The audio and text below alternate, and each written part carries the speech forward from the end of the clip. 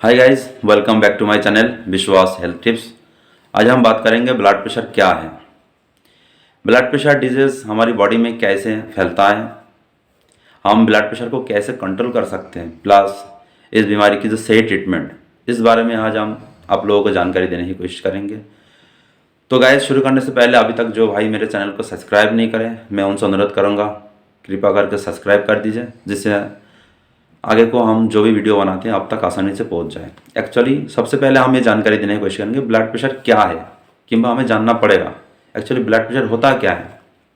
Blood pressure actually हमारी हृदय रक्त को धमनियों में पंप करके धमनियों में रक्त प्रवाह विनिमय करता है, और इस प्रोसेस में इस पर लगने वाले जो दबाव, इस दबाव को ही हम ब्लड प्रेशर व रक्तचाप कहते हैं। एक्चुअली हमारी बॉडी में जब हार्ट पंपिंग होता है तो जो हमारी शिरा है बॉडी में, नास है, नास के माध्यम से हृदय रक्त को बॉडी से खींच लेता है, क्योंकि नासों में जो ब्लड होती है वो गर्म होता है। वो खींचने के बाद हमारी हार्ट को देते हैं, जहाँ पंपिंग होंगे ब्लड ठंडा होता है। ठंडा होने के बाद फिर दोबारा धमनियों के माध्यम से बॉडी में छोड़ा जाता है। तो ये एक प्रोसेस है। तो धमनियों का और नासों का बीच में जो हार्ट की जो पंपिंग का काम, इसे हम ब्लड प्रेशर कहते हैं। एक्चुअली ब्लड प्रेशर हम दो तरीके से जानते हैं, एक सिस्टोलिक और एक diastolic. According to the American heart science, systolic 120 जिसे हम ऊपर की ब्लड प्रेशर बोलते हैं, और डिस्टोलिक 80 के नीचे होना चाहिए।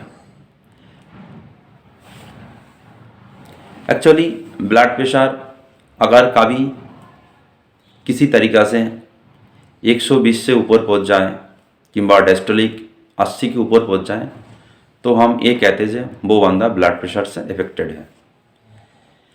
अमेरिकन हार्ट साइंस के हिसाब से अगर किसी व्यक्ति का सिस्टोलिक ब्लड प्रेशर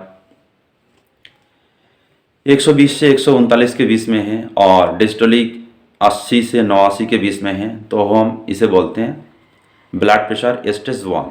और किसी व्यक्ति का 140 से 150 के बीच में और डिस्टोलिक 90 से 100 के बीच में, तो हम इसे बोलते हैं ब्लड प्रेशर स्टेज 2।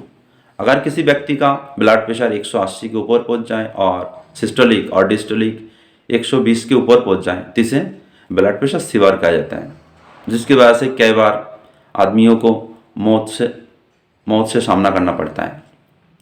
और ब्लड प्रेशर डिजीज़ में जो भी दुर्घटना किंबा किसी व्यक्ति के प्राण जाता है, वो ज़्यादातर ये देखा जाता है जो ठंड की मौसम में और रात को 3 से 5 बजे के बीच में है। इसका प्रमुख कारण होता है क्योंकि ब्लड प्रेशर की जो भी टैबलेट मार्केट में अवेलेबल है, ये ज़्यादातर 6 से 7 घंटे तक ही काम करता है। इसलिए कोई व्यक्ति अगर रात को 8 बजे किंबा 9 बजे लेते हैं, तो रात को 2 से 3 बजे तक ही काम करते हैं। उसके बाद फिर ब्लड प्रेशर बढ़ जाता है और इस दुर्घटना घटता है। एक्चुअली ब्लड प्रेशर ठंड की मौसम में अपना बढ़ जाता है, क्योंकि ठंड में मौसम में हमारी बॉडी में ठंड की वजह से ब्लड प्रेशर की जो प्रेशर चाप वो कम होता है, नासों में खून की दौड़ान कम हो जाते हैं। ब्लड प्रेशर बढ़ने का काम जो कारण है ज़्यादातर यही है, इंसान को पता ही नहीं चलता है उसे कैसे रहना है, कैसे खाना है। हम अपने काम में इतना ही बिजी हो जाते हैं क्योंकि हमारी बॉडी की हलचल हमें पता ही नहीं चलता है। एक्चुअली ब्लड प्रेशर कोई दुनिया में ऐसे एक बीमारी कहा जाता है जिसे कहते हैं साइलेंट किलर, क्योंकि 5 ब्लड प्रेशर जो पेशेंट है उसमें से एक ब्लड प्रेशर वाले पेशेंट को पता ही नहीं चलता है जो ब्लड प्रेशर से ग्रस्त है। 5 में से एक व्यक्ति को पता ही नहीं चल पाता है, और जब पता चलता है तो ये बीमारी व डिजीज आउट ऑफ कंट्रोल हो जाते हैं। ब्लड प्रेशर बढ़ने का प्रमुख कारण है किसी व्यक्ति के किडनी में कमी, अचानक बॉडी में फैट की मात्रा मतलब वजन बढ़ जाना, थायराइड से ग्रस्त होना। क्या होता है जब हमारी बॉडी में फैट बढ़ जाते हैं तो हमारी लिपिड प्रोफाइल बढ़ जाते हैं, तो हार्ट में दिक्कत हो सकते हैं। और ब्लड की जो पंपिंग का काम वो हार्ट का ही होता है। अगर हार्ट हमारे पहले से ही कमज़ोर होगा तो सही से ब्लड को धमनियों में प्रेशर देके धमनियों में जो ब्लड की विनिमय वो नहीं कर पाएगा, जिसकी वजह से ब्लड प्रेशर बढ़ जाते हैं। कई बार ऐसे होता है जब ब्लड प्रेशर की दवाई अगर लगातार लेते हैं हम, तब भी हम बीमार पड़ जाते हैं। तो गाइस, हम ये सलाह देंगे, अगर आपको ब्लड प्रेशर को कंट्रोल करना है तो सुबह को रेगुलर एक्सरसाइज करना है, जैसे अनुलोम विलोम, कपालभाति, और कम से कम 1 घंटे, चाहे स्लो मोशन में है चाहे फुल स्पीड में है, भागना है, बॉडी को टहलना है।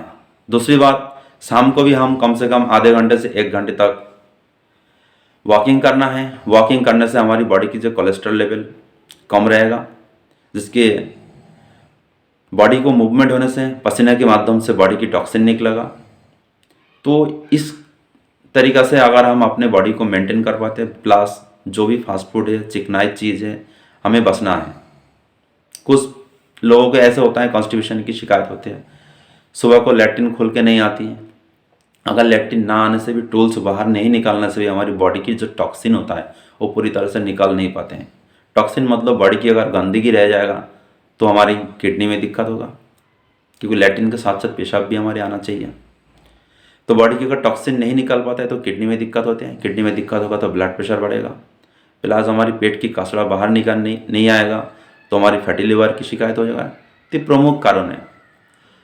तो हम ये सलाह देंगे, ब्लड प्रेशर को अगर कंट्रोल करना है, इसका कोई दवाई नहीं होता है, जब तक दवाई खाएंगे तब तक ही आराम मिलेगा। बाकी आपका लिपिड प्रोफाइल, LFT जो लीवर की जांच है, आपका कोलेस्ट्रॉल की जांच है, ये करना है। बाकी आपको पानी अधिक मात्रा में पीना है और एक्सरसाइज करना है। इसके माध्यम से हम अपने ब्लड प्रेशर को कंट्रोल कर सकते हैं।